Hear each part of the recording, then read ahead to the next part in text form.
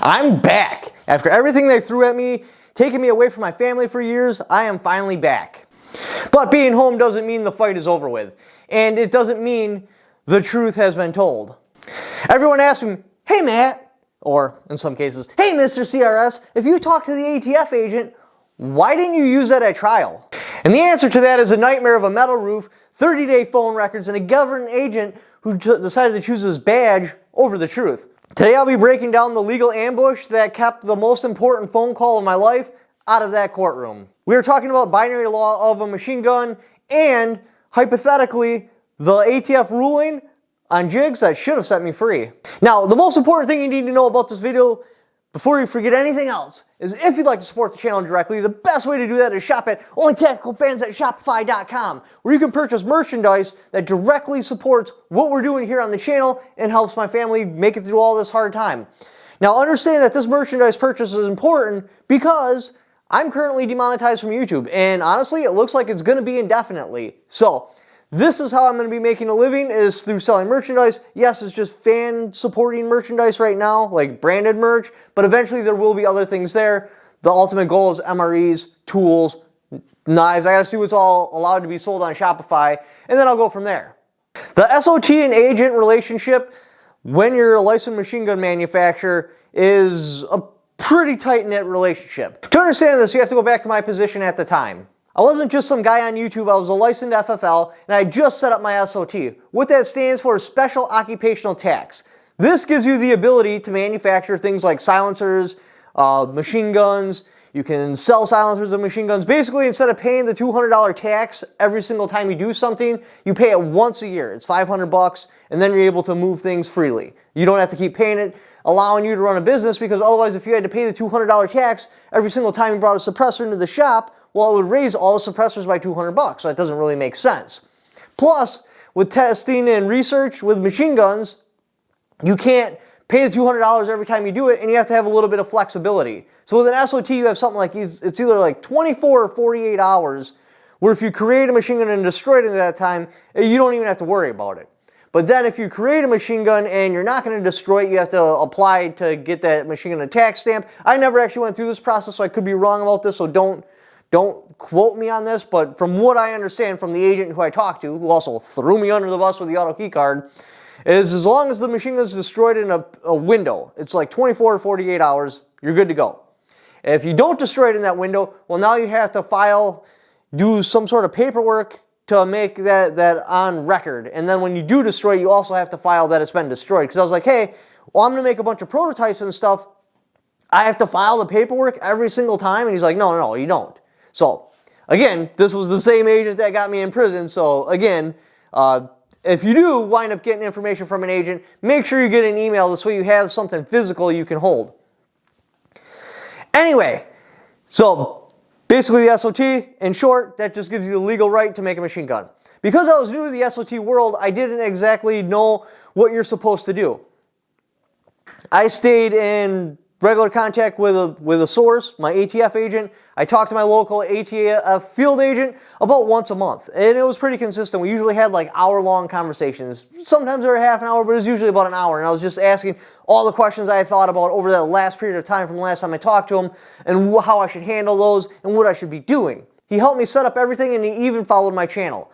He told me straight up, Matt, don't go online to get your information. If you have any questions, feel free to talk to me. Why not talk to the source? Why do you want a watered-down version when you could just easily just call me up at any time?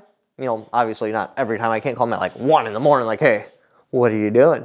But generally, like, I can call him anytime and he'd help me out with anything that I have a question about. And that's what I did. So when the auto key card came across my desk, what do you think I did? I did my homework and already knew the law. But I called the man whose job was to keep me in compliant, because why not? I mean, that makes sense, right? And he told me exactly what I thought he was going to tell me. It was legal.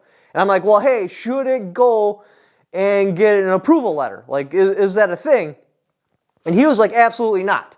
The ATF approval process is for gun parts, guns, or stuff like that. A drawing, a schematic, a sketching, whatever you want to call the auto key card, there's no reason to get it approved. It's not regulated by the NFA in any way, shape, or form. There's long-standing history about not regulating because it's covered under the First Amendment, which is free speech. I'm like, okay, that makes sense. During the call, he didn't just give me his opinion.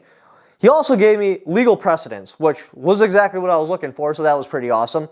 So he referenced the First Circuit Court ruling about the law being binary. Something either is or is not a machine gun. He asked me, can this little widget go into a firearm and convert it into a machine gun? I was like, absolutely not. You would have to cut this out and do a whole bunch of constructive manufacturing on it to even like consider, to get it close to even being a machine gun conversion device, and I don't even know if it's up to spec. He was like, absolutely not a machine gun then. I was like, okay, so what else you got? He's like, well, we also just put out an opinion on, it's a drop-in auto-sear conversion device. And basically it's this jig, you put it in there and you're able to manufacture a drop-in auto-sear. And he's like, in that ruling we said, just because something has the potential of becoming a machine gun or a machine gun conversion device does not mean it's regulated. I was like, oh, well, that's actually pretty good information. He's like, yes, not a machine gun, period. I'm like, all right, so that's exactly what I thought you were going to say anyway. So I guess I'm good. But yeah, in short, the ATF on that particular thing was basically like tools or jigs that help make a machine gun does not mean the tool itself is regulated. Which totally makes sense because think about it. If a 3D printer with hard steel jigs, computers, wires, all this complicated mechanics isn't a machine gun when it can make drop-in auto-sears by the touch of a button, why would the auto key card, a 2D piece of thin steel, be considered a machine gun? The logic just doesn't hold up. Because if they're going to make the auto key card a machine gun, what's not? If just a simple drawing on a piece of steel is literally the definition of a machine gun, then explain to me what isn't a machine gun. Anyways, my agent had confirmed this logic to me and he told me I was good to go. And yeah, you know what? It would have been great if I would have did a follow-up email. That would have been amazing. If I would have just emailed him back and been like, hey, I'm not going to say his name. Hey, ATF agent, so we had talked on the phone and just a summary of our conversation. Here, I'm emailing this to you. And you know what? Even included in a picture of the auto key card. Has anything changed since the time we talked on the phone call? That would have been absolutely devastating for the prosecution and trial. But you know what? I didn't do that. So that kind of sucks. And then when we went to trial, he suddenly developed amnesia. Very, very frustrating. I can kind of see why, but it's still very, very frustrating. So when we went to trial, basically like prepping to go like, hey, we're not at trial yet, but we're getting all of our ducks in a row because this is our defense and what it's going to be, we requested the phone records from that field office. First, they stonewalled us. Then we were like, hey, give them to us. Here's the agent's name. We're specifically looking for where I talked to him because he gave me the approval on it. Then they came back with an official statement from him.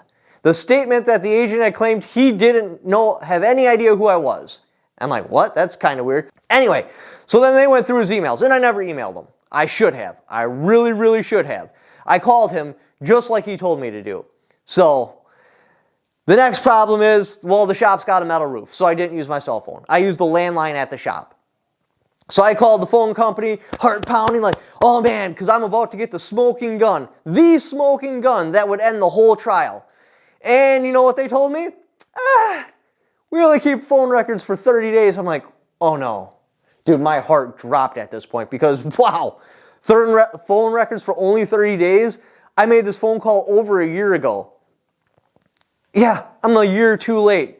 So I'm standing there holding the truth in my hand with no way to prove it because a government agent chose to lie and the date had just been long enough, well I shouldn't say just long enough, had been long enough to where I couldn't do anything about it. So at this point I'm faced with an impossible choice.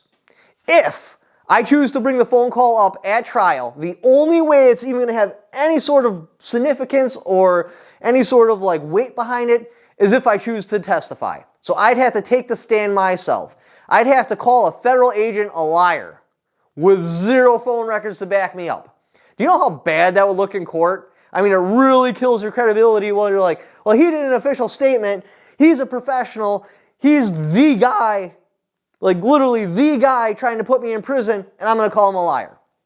Okay, Mr. Hoover, do you have anything to substantiate your claims? No, unfortunately, no, I don't. That's how that would have went. In a courtroom, the word of a government agent is pretty impeccable. You can't call them a liar. So basically what they did to ensure that wouldn't happen is they ambushed them and they scared the shit out of them. That's honestly the way, that's the vibe I got from his statement. But I'm telling you this now so you'll make the same mistake as me. To all my fellow, or I shouldn't say fellow SOTs because I'm not a SOT or an FFL anymore, but to all my ex-fellow SOTs or FFLs, learn from my mistake. Never trust a phone call. If they're not willing to write it in an email, they won't stand by it in court. There ain't no way. But if it's in an email, they don't have a choice at that point. So the source is not your friend. They will protect their career before they protect your freedom. It's just the way it is. Understand the binary standard. They are trying to regulate potential and intent because they can't win that in actual technical definition. The auto key card by no means, nowhere meets the definition of a machine gun. Now they could have tried to go after solely and exclusively, but because they were marketed as a pen holder and a bottle opener, well, that eliminates the solely and exclusively definition of it. And the whole point of the solely and exclusively is so they can't put you in prison for a coat hanger, right? Now, should you cut that coat hanger and make it into a drop-in auto sear, there is no other use for that coat hanger but to be a drop-in auto sear. So that puts a line in the sand from coat hanger to a coat hanger manufactured into a drop-in auto sear. So they could have tried to go after the auto key card as solely and exclusively, but the fact that it wasn't cut out, it was also a bottle opener, it was also a pen holder, well, that kind of throws that definition right under the ground. But you know what? It's okay. And as soon as I get off of house arrest, I'm going to go to where I have all my extra hard drives and we're going to point out my conversation one YouTube video at a time. From the very beginning, you are clearly able to see the day I started advertising for the auto key card, it was just without knowing where to look for, it's easy to miss. The jury. So because I can't point out like, hey, right here I'm referencing talking about the auto key card, the jury isn't going to be able to see it. Yeah, I could have taken the stand, I could have pointed that out, but again, I'd be calling a federal agent a liar, so I chose not to go that way. But once I pointed out, yeah, I was referencing talking to the ATF from the get. I believe I said, oh yeah, we will, no, that's not. I believe I said, so I need to talk to my NFA specialist again in the first auto key card video, and in the second auto key card video again, I was like, hey, I need to call the ATF back to find out if I put a drop-in auto sear in a firearm, does that firearm become a machine gun and need to be destroyed, or is it just the auto sear? So right there, I'm directly referencing talking to the ATF about machine guns, drop-in auto sears, and obviously the auto key card in those videos. But again, without pointing it out, you're never going to know. And that's probably a problem with the jury because I didn't make the argument that, hey, I talked to the ATF agent, so they'd see that information, they wouldn't even think anything about it. But anyways, they tried to bury the auto key card story and the truth behind it, but I'm back and we're going to tell it. Now, another thing you need to remember is if you like to support the channel, another way you can do it if you don't want to buy merchandise at Only Tactical Fans, which I understand, you know, merchandise ain't for everyone. The easiest way to do that is I have affiliate links to Amazon and down in my description. Just by clicking on that link, even if you don't buy what that link is for, just clicking on it, it puts a cookie on your computer, so I get a percentage of everything you buy off Amazon for the next 48 hours. Doesn't cost you a penny, but because you went there off my link, I get a little kickback for it because you came there off my channel. Thank you for watching. Don't forget to subscribe.